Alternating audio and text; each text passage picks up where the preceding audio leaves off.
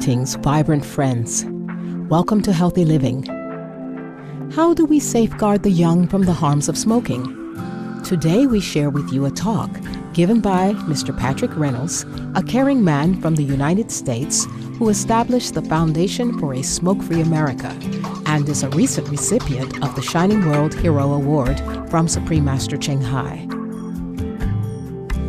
In April 2009, Mr. Reynolds was invited to Greece by Health Minister Avramopoulos to help build public awareness of Greece's new non-smoking law, which took effect July 1st, 2009, and to call attention to the serious health hazards posed by secondhand smoke.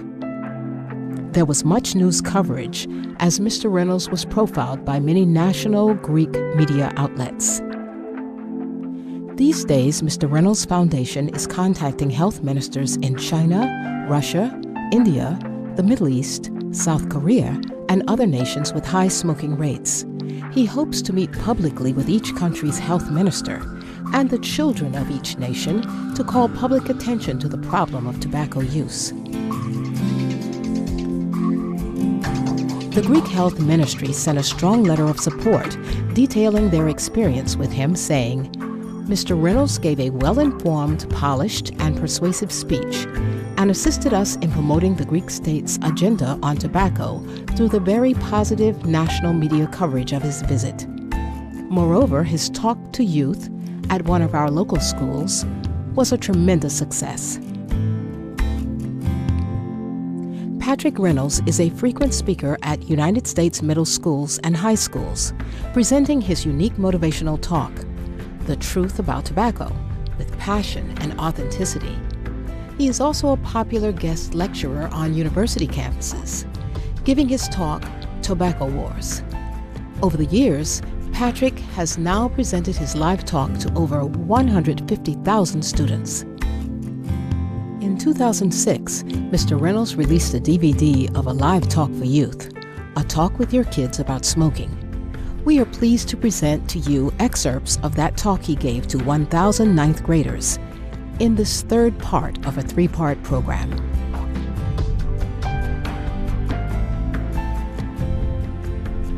Sean Marcy was a popular track star at his high school.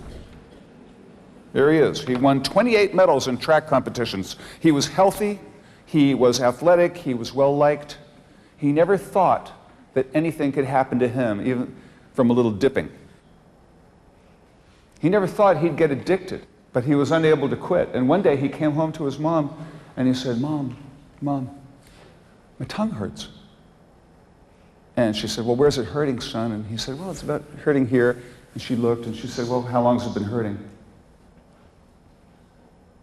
And he said, about 2 weeks. Has it gotten any better? No. Well, we better go to the doctor. They went to the doctor, they ran some tests, and a few days later, Sean's lounging around the house, watching TV like he always did. And he heard the phone ring, and he heard his mom pick up the phone in her bedroom like she always did. And a little while later, he heard something come from his mom's room, and he went over to the door, and he realized that she was sobbing inside. And he went through the door, and he came up behind his mom, and he said, Mom, what's wrong? And she looked at him. She turned and she said, son, you have cancer in your tongue. We got to go to the hospital. And they went to the hospital and they had to cut his tongue out and he could never talk again. He was 18 years old.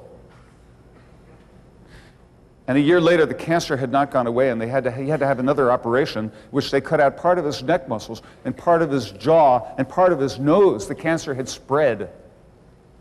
And after that, the cancer continued to spread and he still had not been cured, and he had to have more of his face cut off, and I'm going to show you a picture now of what Sean Marcy looked like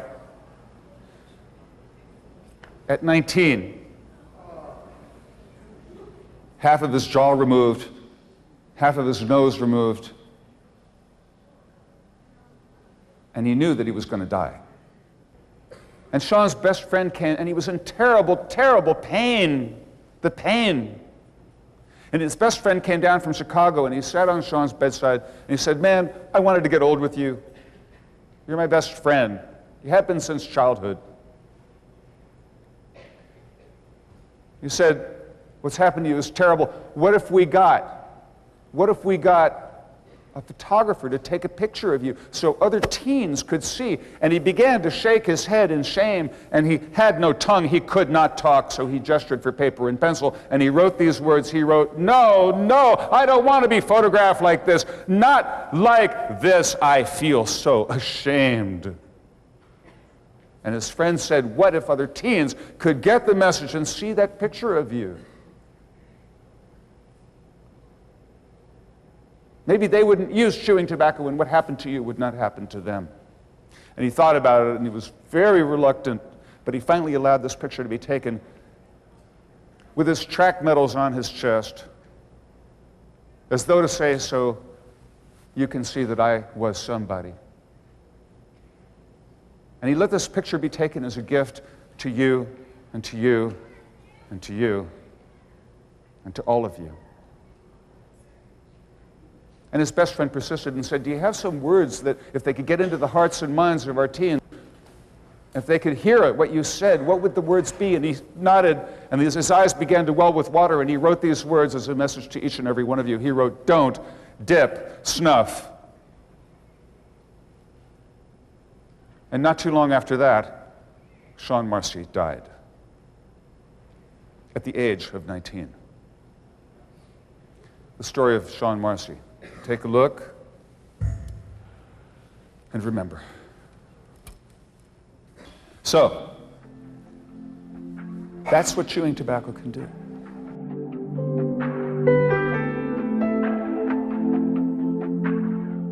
We'll soon return with more from A Talk with Your Kids About Smoking. Please stay tuned to Supreme Master Television.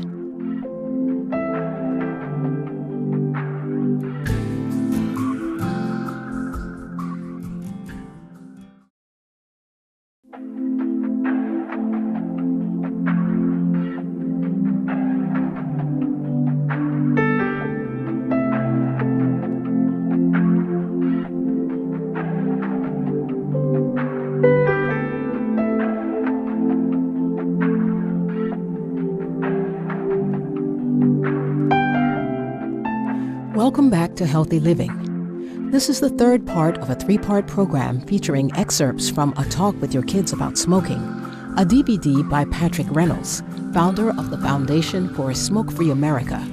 We now continue with Mr. Reynolds' talk.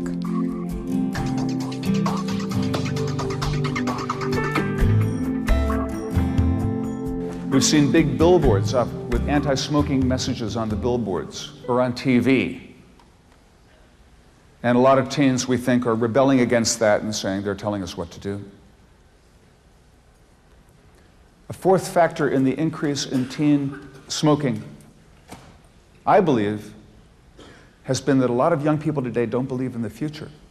We have marketing studies from Coca-Cola in 1994 that said that young people today have a keen sense of diminished expectations. They have a low outlook, intense anxiety about the future.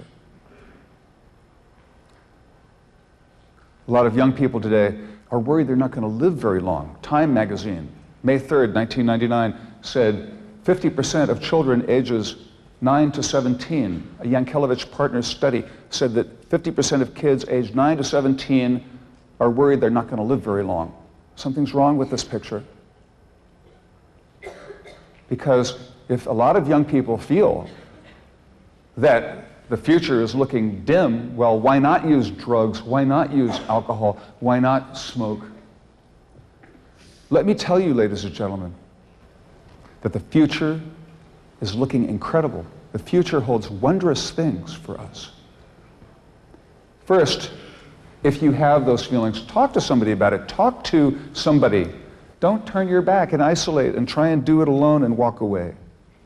Talk to somebody.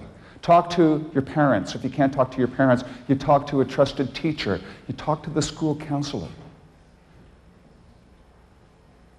You don't carry around a deep, dark secret all by yourself. It's too hard, and it's too costly. Talk to somebody about it. It's by talking about our problems and our difficulties that we heal our problem. That's how we heal best. I can't bring my father back.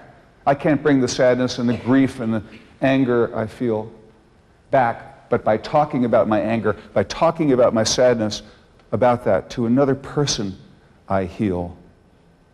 So talk about what's bothering you. Number two, while it's good to talk about negative things we're feeling and thinking, it's also good to affirm the positive and to try to think positive as well. I can't get a job in the future. There won't be a good job out there for me. There will be a great job out there for me. We ban those negative thoughts and try and bring in positive ones if we're having too many negative thoughts. I'm not going to go say hello to that person. They wouldn't like me anyway. I am going to say hello to that person, and even if they don't like me, I'll have fun saying hello. I could never own my own business. I can own my own business one day if I want to. I will go to a community college, I will study small business management, and I will learn, and I will have my own business one day. I can't do it. I can do it. And so on. Number three, what is wealth? Is wealth about material things? We live in a society that has ads bombarding us from television every day telling us that we've got to buy this new car, we've got to have this new thing. Wealth is not about material things entirely.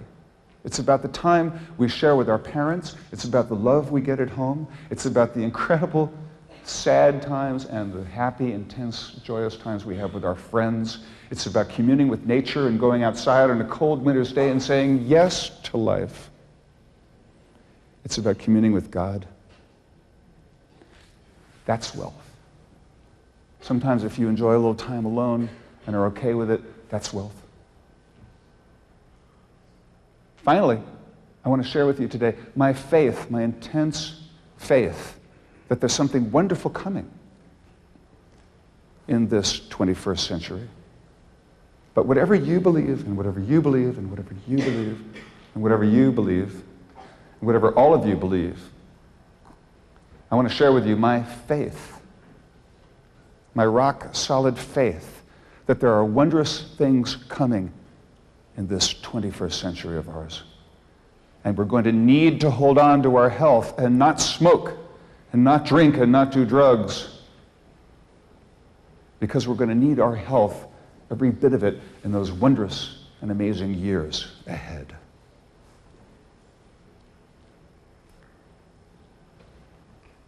Yes, the world is tough, and it's by our struggles that we define our characters and who we are. And yes, you can do it. You've got what it takes. Welcome to the world of adults. But I want to tell you, in closing, that I have a vision. I have a vision of the coming smoke-free, tobacco-free society. And mark my words, the tobacco-free society is coming one day. It's coming in this 21st century, in this new millennium that we have. Already in California, we have laws passed by the state legislature which statewide give us a 100% smoking ban in restaurants, in nightclubs, in freestanding bars. You can't smoke indoors in most of California. And those laws are coming here.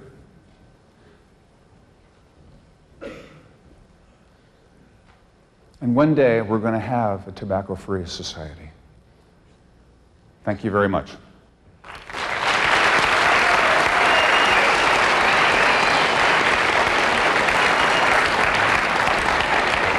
Thank you.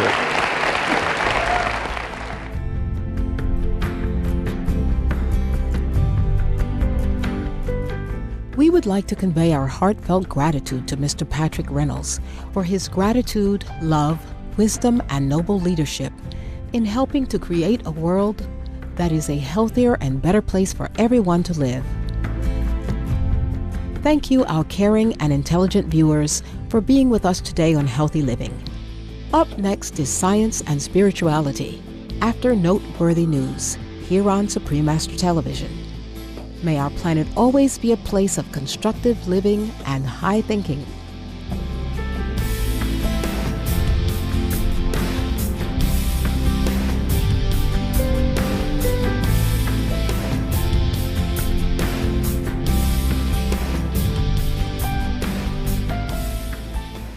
For more details, please visit www.suprememastertv.com/HL